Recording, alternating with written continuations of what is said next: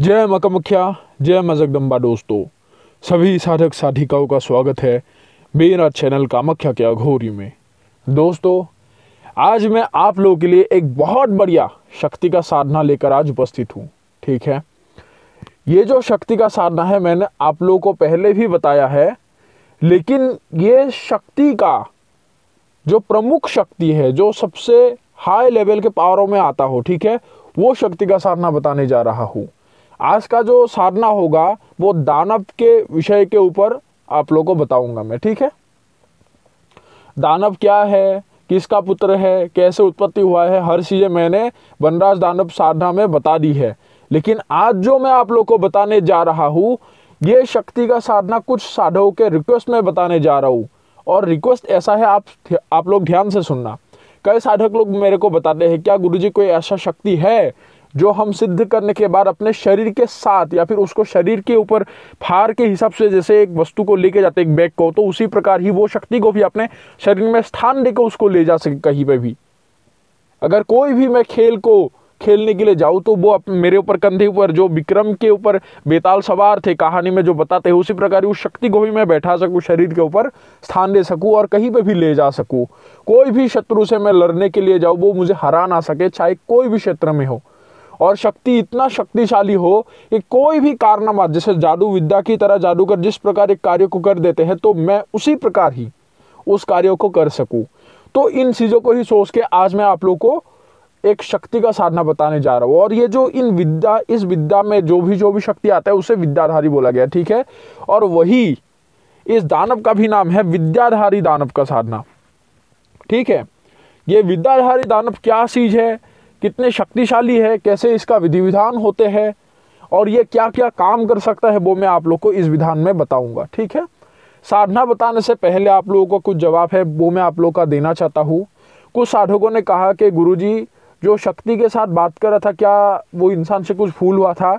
नहीं, जो मैंने लाइव वीडियो वहाँ पे आप लोग को मैंने दिखाया है, जब जो शिष्य वचन ले रहे थे। और याद रखना, मैंने पहले भी एक बार बोला है कि कोई भी अगर मेरे को फ़ोन करे तो व्हाट्सएप में पहले मैसेज करो, उसके बाद इजाज़त लेके ही, समय लेके ही फ़ोन करो। और दूसरा है जो जवाब था कि जो साधक को ट्रांसफ़र कर रहे थे, वीडियो बनाने वाला इंसान मैं था, लेकिन जो ट्रांसफ़र कर रहे थे वो मेरा एक गुरु भाई था। क्योंकि उन्हें अकस्मात ही ट्रांसफ़र की पड़ी थी, तो मेरे पास उनके लिए कोई भी शक्ति सिद्ध नहीं था। तो मेरे एक गुरु भाई ने उनका जो कुंभिका राक्षसनी जो उन्होंने सिद्ध करके रखा था, उनका ट्रांसफ़र उन्होंने दिया। क्योंकि जो मैंने दिया है वो मैंने दिया है, और जो मैंने नहीं किया है उसका तरफदारी या फिर उसका तारीफ भी मेरे को कोई ज़रूरत नहीं है देने के लिए। ठीक है, उनका भूल नहीं हुआ था, बस वचन के साथ थोड़ा सा हड़बड़ा रहा था वो। ठीक है, और यहाँ पे एक ही बात है कि तामसिक शक्तियों के साथ हमेशा जो वचन होते हैं वो सोच समझ कर ही रखना चाहिए। ठीक है, तो उसी प्रकार ही उसमें वो गुरु भाई भी साथ दे रहे थे। ठीक है, तो उस समय में क्या हुआ कि मैं आप लोग को वो नज़ारा नहीं दिखा सकता, क्योंकि एक सीमा तक जो मैं था आप लोग को दिखा दिए। क्योंकि कई लोग साधक ने आप लोग को दिखाया ना कि लाइव आके बोलते हैं कि गुरुजी का ऐसा अनुभव हुआ। ऑडियो भी डाला है, मैंने खुद डाला है ऑडियो कि साधकगणों का कैसा अनुभव होता है। लेकिन मैं कुछ अलग करना चाहता था आप लोगों के लिए, तो उसके लिए मैंने क्या किया कि जिस समय साधक शक्ति से बात कर रहा था उसी समय मैंने वीडियो बना दी। तब आप लोग समझो कि एक साधक कैसे वचन लेते हैं और कैसे कैसे शक्तियों का कैसे अलग अलग प्रकार के वचन होते हैं। ठीक है, जिसमें आप लोग भविष्य में भी कहीं साधना करें या फिर कोई ट्रांसफर गिरे किसी के बजाय फिर हमारे पास ही आए, तो ये वचन लेते समय ये गलती कभी ना करो। ठीक है, तो अभी बढ़ते हैं विधि की ओर कि विद्याधारी दानव का साधना किस प्रकार होता है और ये कितने दिन का होते हैं। ठीक है, सबसे तो पहला होता है कि विद्याधारी दानव का साधना करने के लिए हेतु आप लोगों को जो समय लेना होगा वो रात्रि के 12 बजे हो। ठीक है, 12 बजे के बाद से ही शुरू करना होगा।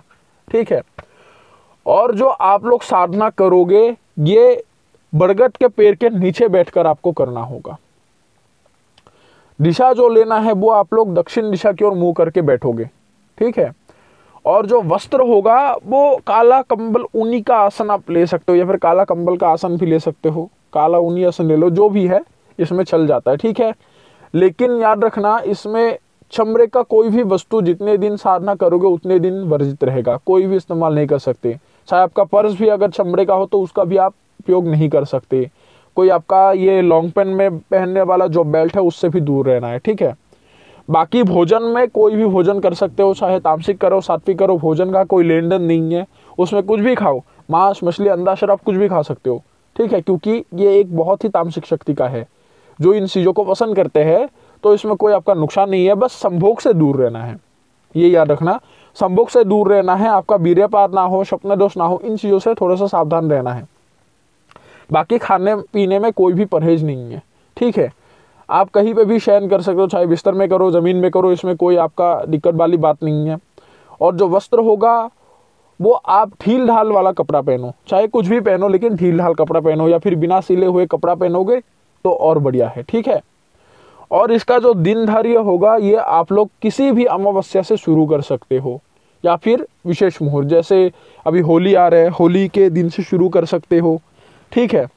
और अगर आप लोगों ने दीपावली के दिन को किया तो एक ही रात में ये शक्ति आपको सिद्ध हो जाएगा, एक ही रात में, लेकिन उसका विधान अलग है, ठीक है। अभी जो आप लोग को विधान बताने जा रहा हूँ ये कितने दिनों का है, ये सिर्फ 9 दिन का साधना है, सिर्फ 9 दिन का आपको साधन करना होगा इस शक्ति का। और साधना में उपयोग वस्तुओं का कुछ आप लोग को मैं जानकारी बता दूं, आप लोग ध्यान पूर्वक सुनना।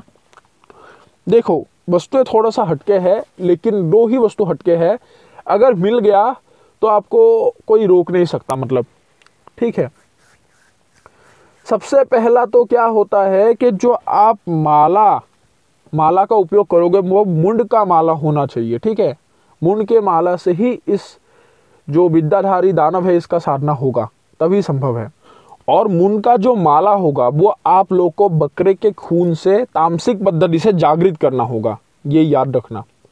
उसके बाद 2 जो दुर्लभ वस्तुएं मैंने आप लोगों को बोला था वो दुर्लभ वस्तुएं क्या क्या है कि अगर मान लो यहाँ पे आप लोगों को कोई काला बिल्ली हो जो शनिवार या फिर मंगलवार के दिन किसी ने मार दिया है, या फिर रोड में मरा पड़ा मिलता है, तो उसका बाल चाहिए होगा आपको, अर्थात मंगलवार या फिर शनिवार के दिन मरे हुए काले बिल्ली का बाल चाहिए, ठीक है। और उल्लू के नाखून चाहिए होगा, ये दोनों वस्तु, इसका उपयोग भी मैं बताऊंगा। और उसके बाद आप लोगों को करना क्या है कि जो बाकी का सामग्री है वो क्या क्या ले जाना होगा। बाकी का जो सामग्री होगा वो आप लोग को करना क्या है कि सबसे पहले जिस बरगद के पेड़ के नीचे आप लोग ये साधना को करोगे वो दक्षिण दिशा की ओर मुंह करके वहाँ पे एक गड्ढा बना लेना है, जिसमें बरगद का ही लकड़ी का आप लोग को इस्तेमाल करना होगा आग जलाने के लिए, ठीक है। और अगर मान लो आग जलाने के लिए सूखा छोटा मोटा लकड़ी नहीं है तो जो खेर होता है या फिर जो आकड़े का सूखा लकड़ी है उस चीज़ से वो आग जलाने के लिए आप लोगों को आसान होगा, ठीक है, वो लकड़ी का इस्तेमाल कर सकते हो। लेकिन उसके अलावा कोई दूसरा आग जलाने के लिए लकड़ी का इस्तेमाल मत करना, चाहे बबूल हो या फिर पलाश का लकड़ी ही क्यों ना हो। जो आग जलाओगे वो कपूर से या फिर घी से जले, ठीक है, कपूर से हो तो और उत्तम है, तो कपूर से ज़्यादा जल्दी से आग जल देता है, तो कपूर का आग जो कपूर का टिक्के है वो ले जाके आग जला लो, ठीक है। और इसमें जो वस्तुएं ले जाना होगा वो क्या क्या ले जाना होगा। सबसे पहला होता है कि इसमें बकरे या फिर मुर्गी का मांस आप लोगों को चाहिए होगा। अभी देखो मांस आप लोग को पहला दिन जो भी दोगे आखिरी 9वें दिन तक वही मांस का आप लोग को उपयोग करना होगा। तो पहले सोच लो कि आप लोग को कौन से मांस का आप लोग को उपयोग करना है, ठीक है। सबसे पहले आप लोग को करना क्या होगा कि एक केले का पत्ता लेना है, उसमें आप लोगों को एक कड़वे तेल का, जैसे मान लो आप लोग यहाँ पे तिल का इस्तेमाल भी कर सकते हो, तिल का तेल जो है, अगर ना मिले तो आप लोग सरसों के तेल का भी दीपक जला सकते हो, ठीक है। तो सरसों का तेल का एक दीपक जला देना है उस केले के पत्ते के ऊपर। उसके बाद उसमें जो बकरे का कलेजा है या फिर मुर्गे का कलेजा एक रख देना है, ठीक है। तो और एक प्याले में, मिट्टी के प्याले में एक प्याला शराब रख देना है, और एक थाल ले जाना है जिस थाल में कुछ वस्तुओं को मिश्रण कर लेना है, ठीक है, जैसे काला उड़द, तिल, मदिरा, बकरे का मांस, ठीक है। ये 4 वस्तुओं को मिश्रण कर लेना है और बकरे का मांसों का कीमा बना लेना है, ठीक है।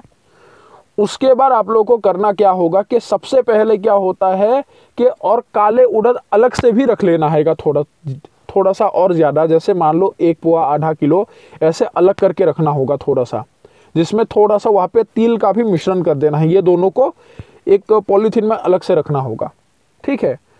अभी आप लोग को करना क्या होगा कि साधना करने से पहले आप लोग को उसका एक काजल निर्माण करना होगा, ठीक है। और काजल के मंत्र को सिर्फ आप लोग को 108 बार जप करना होगा, ठीक है। 108 बार जपने से वो काजल सिद्ध होता है। और करना क्या है, वो मंत्र को पढ़ के जो काले मरे हुए बिल्ली का बाल लाए थे, वो बालों को जला के उसका जो राख होगा वो काजल के साथ मिश्रण कर लेना है और सुरमा के हिसाब से आंखों में लगा लेना है, ठीक है। ये हो गया एक काजल का निर्माण, जिसको मंत्र से ही आप लोगों को कैसे अभिमंत्रित करना है वो मैं आप लोगों को समझा दूंगा। उसके बाद आप लोगों को करना क्या है कि एक सुरक्षा मंत्र है जो आप लोगों को 3 दिन में आप लोगों को सिद्ध करना होगा। शनिवार या फिर मंगलवार से आप जप कर सकते हो। मंगलवार से करो, मंगल बुध गुरु, इस दिन गुरुवार के दिन आप लोग को सिद्ध हो जाएगा। अगर शनिवार करोगे, शनि रवि सोम, सोमवार को सिद्ध हो जाएगा। तो ये मुहूर्त में आप लोग इस मंत्र को सिद्ध कर सकते हो, सुरक्षा मंत्र को।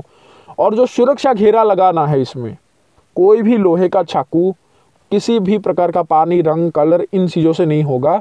जो उल्लू का नाखून ले गए थे, वो उल्लू के नाखून को अभिमंत्रित करके मंत्र को पढ़ के 21 बार या फिर 11 बार वो नाखून से आप लोग को सुरक्षा घेरा खींचना होगा, ठीक है। और सुरक्षा घेरा इतना बड़ा सा खींचो जिसमें ये सामग्री का, हवन का सामग्रियों का आप लोगों के वो घेरे के अंदर आ जाए, जितने भी सामग्री होगा। और जो आप लोगों का बरगद का लकड़ी लाओगे, वो लकड़ी भी उसके अंदर आ जाए। ऐसे इतना बड़ा सा सुरक्षा घेरा लगाना है, उसमें कंजूसी मत करना, ठीक है। आसन वगैरह बिछा लो, जो भी काला ऊनिया आसन लो या फिर काला कंबल आसन, जैसा भी लो, उसमें बैठ जाओ अच्छे से। तो सबसे पहला क्या होता है कि उसका जो आप लोगों को मैंने यहाँ पे बताया ना कि तिल और उड़द को मिला लेना है, उसका एक आकर्षण मंत्र है जो आप लोग विद्याधारी दानव को आवाहन करोगे, ठीक है। इस प्रकार से एक आकर्षण मंत्र ऐसा ही है वो भी, जिसमें वो जल्दी से आप लोग को प्रभावित होकर आपके पास आएगा, ठीक है। तो भोगों को बिछा के आप लोग को रखना है। और बाकी उसके साइड में बकरे का मांस, जिस भी आप लोग उसमें इस्तेमाल करो, चाहे मुर्गी का मांस का इस्तेमाल करो। उसके बाद शराब, तिल और उड़द, इन चारों वस्तुओं को एक साथ अलग रखना है और तिल और उड़द को अलग रखना है। तो आग जलाते हुए वो आकर्षण मंत्र को आप लोग को 308 बार जप करना होगा, ठीक है। 308 बार जप करके थोड़ा थोड़ा वो उड़द और जो तिल मिश्रण करोगे वो थोड़ा थोड़ा डालते रहना है, ठीक है। जप करो और डालते रहो। बस इतने में ही आप लोगों को जो विद्याधारी दानव है उसका आप लोगों के पास आना जाना शुरू हो जाएगा। उसी में ही अनुभव हो जाते हैं कई साधकों को, ठीक है। अगर मान लो 80 साधक ने इस साधना को किया है तो कम से कम आप लोग का 50 साधक को इसी में ही आ जाएगा। 30 साधक को नहीं आ सकता है, इसका गारंटी मैं नहीं देता, लेकिन 50 साधक को जरूर अवश्य इस चीज में ही सफलता का मुख देखने के लिए मिल जाएगा। बाई चांस नहीं आता है, ठीक है, नहीं आता है तो आप लोग को करना क्या होगा कि जो मुंड का माला है वो हाथ में उठा लेना है। मुंड की माला से आप लोगों को सिर्फ 31 माला जप करना होगा, ठीक है। और इसका मंत्र बहुत छोटा है, इतना लंबा नहीं है। ज़्यादा से ज़्यादा आप लोग 2 घंटे में ही इस साधना को कंप्लीट कर लोगे, ठीक है। लेकिन याद रखना, जो उसके आवाहन मंत्र है या फिर जो आकर्षण मंत्र बोल रहा था मैं आप लोग को, वो आकर्षण मंत्र ही थोड़ा सा लंबा है, जो 308 बार आप लोग जप करोगे। वो अगर पढ़ा पार कर लिए, उसके बाद बाकी जो आप लोग का 31 माला होगा वो बहुत छोटा है मूल मंत्र उसका, ठीक है।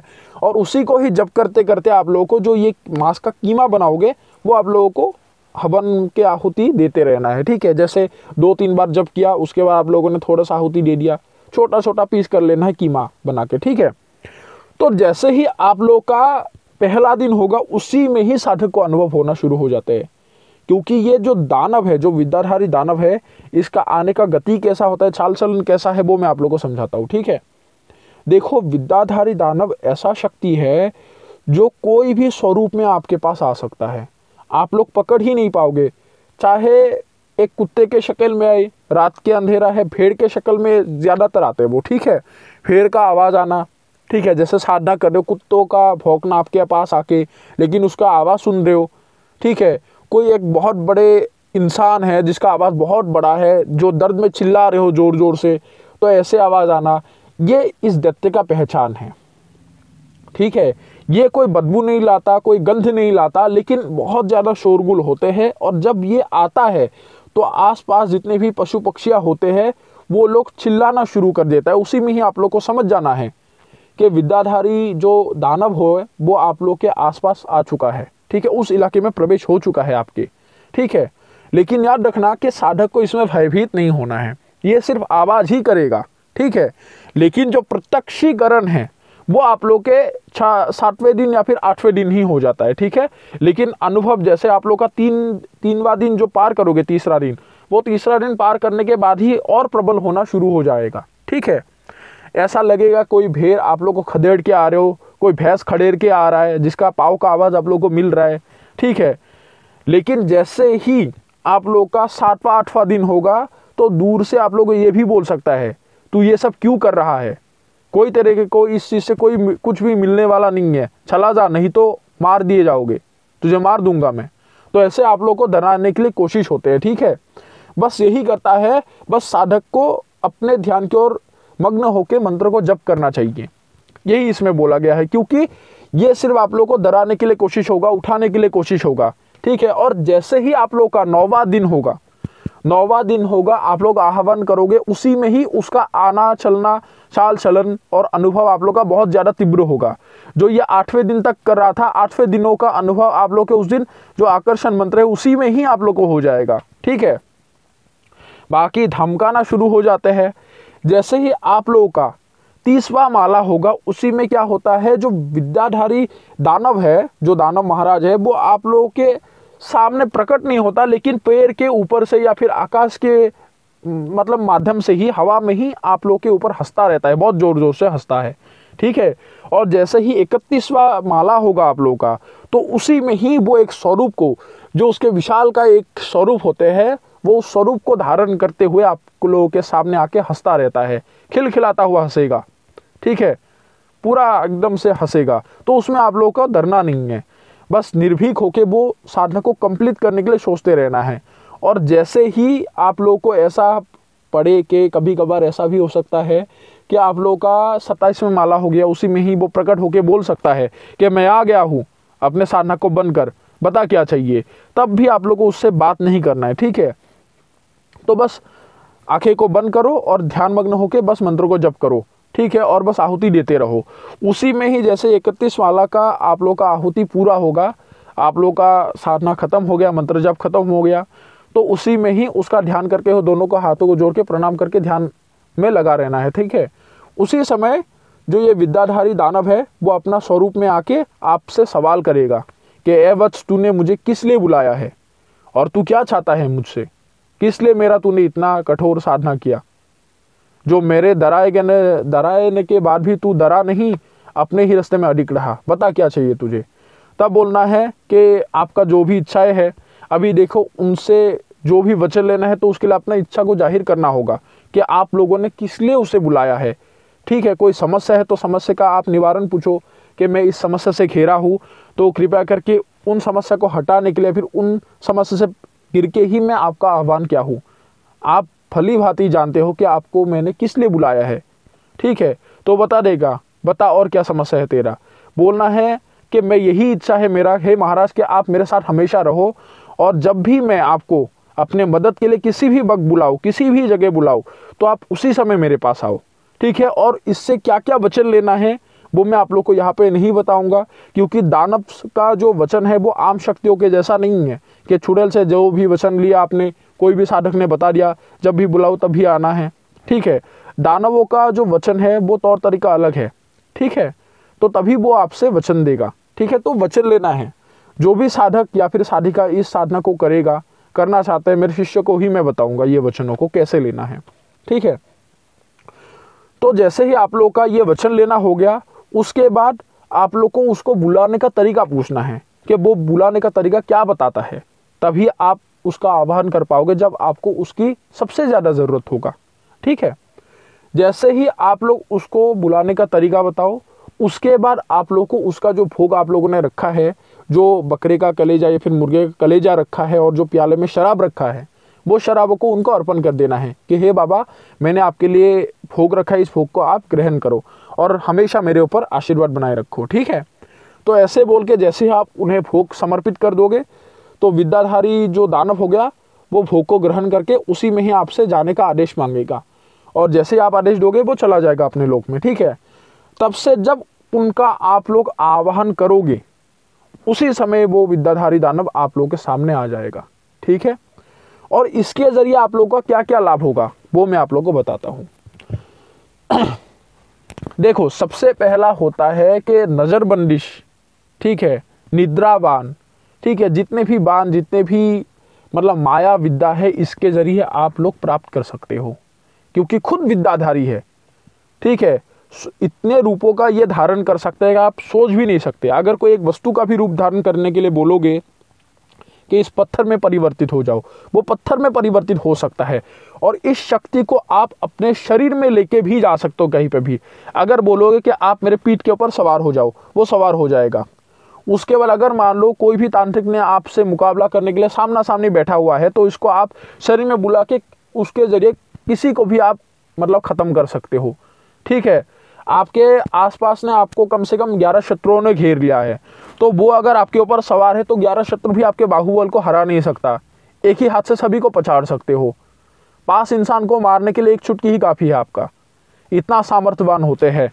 और कोई भी सट्टा जुआ खेलने के लिए जाते हो, ठीक है, इसके ज़रिए यही एक अच्छा चीज़ है कि जो आप लोग का इच्छा है कि अच्छा बुरा हर काम करे, तो ये अच्छा बुरा हर काम को करता है, उसमें कोई भी दिक्कत नहीं करता साधक को, ठीक है, चाहे अच्छा दो बुरा दो, क्योंकि शक्ति ही तामसिक है, दानव शक्ति है। और ऊपर से कोई भी खेल में आप लोग इस शक्ति को अपने कंधे में बैठा के ले जाके जिता सकते हो, ठीक है, जीत सकते हो आप लोग को जिता सकता है, ठीक है। उसके बाद गड़ा हुआ धन को निकालना, कोई भी जगह में पहुंचना, या फिर कोई भी भारी से भारी सामान को इधर से उधर लाना आना बहुत ही आसान है। धन तक साधक को लाके देते हैं, और इसके जरिए जो पैसों का बरसात है, ठीक है, वो भी करना इसके जरिए संभव है, इसके जरिए कर सकते हो। जो नींबू को हवा में उठाना है, वो भी कार्य इसके जरिए आप लोग ले सकते हो। तो ऐसे बहुत सारे गुप्त क्रियाएं हैं, बहुत सारे गुप्त काम हैं जो इसके जरिए कर सकते हो। और ये जो विद्याधारी दानव है, ये सूर्यक्ष दैत्य से भी ज़्यादा शक्तिशाली होते हैं, ठीक है। तो आप लोग को आज पता चल गया होगा कि विद्याधारी जो शक्तियाँ होता है किस प्रकार होते हैं, और कैसे शक्तियों को आप लोग अपने शरीर में ला सकते हो, ठीक है, और लेके कहीं पे भी जा सकते हो। और आने वाला जो शक्ति होगा वो मैं पिशाचनी के ऊपर बनाऊंगा, जो एक बहुत बढ़िया गुप्त शक्ति होगा, जो बहुत गुप्त पिशाचनी है, और इसका साधना कई बड़े बड़े ऋषियों ने भी की है। तो तब तक आप लोग इंतज़ार करो। तो दोस्तों, कैसा लगा आज आप लोग को ये साधना की जानकारी? ऐसे ही गुप्त साधनाओं के बारे में जानने के लिए हमारे चैनल को हमेशा प्यार देते रहिए। और अगर किसी साधक एवं साधिका को इस शक्ति का ट्रांसफ़र लेना है तो अवश्य दिया जाएगा, लेकिन सिर्फ 3 साधकों को ही इसका ट्रांसफ़र दिया जाएगा, और 3 साधिका को, साधक 3 और साधिका 3, ये 6 लोग ही इसको प्राप्त कर सकता है, ठीक है। साधक 4 लोग होने से नहीं होगा, 3 साधक होगा और 3 साधिका होगा, कोई भी रख सकता है इसे, ठीक है। बस नियम के अनुसार चलाओ, ठीक है, सही कर्म में लगाओ, तभी एक साधक को साधक कहलाने का अर्थ बनता है, ठीक है। जब साधक होकर भी लोगों का बुराई करोगे, तब साधक के रास्ते में आप लोग नहीं आते, ठीक है। एक दरिंदे के शक्ल में आते हो, तो कभी भी किसी का बुरा मत करो, क्योंकि एक दिन आपको भी भुगतना होगा, ठीक है। जीवित अवस्था में शक्ति से जितने बुरे काम करोगे, मरने के बाद आप लोगों को उतना ही यातनाएं भोगना होगा। तो इसको हमेशा सोचो। और मेरे जो दूसरे चैनल है उसमें 1000 लोग जुड़ जाओ, जिसमें जल्दी से मैं आप लोग के सामने लाइव आ सकूँ और फ्री में क्रियाएं आप लोग को सिखा सकूँ, ठीक है। तो अभी सभी लोगों से इजाज़त लेता हूँ। जय माँ कामाख्या, जय माँ जगदम्बा।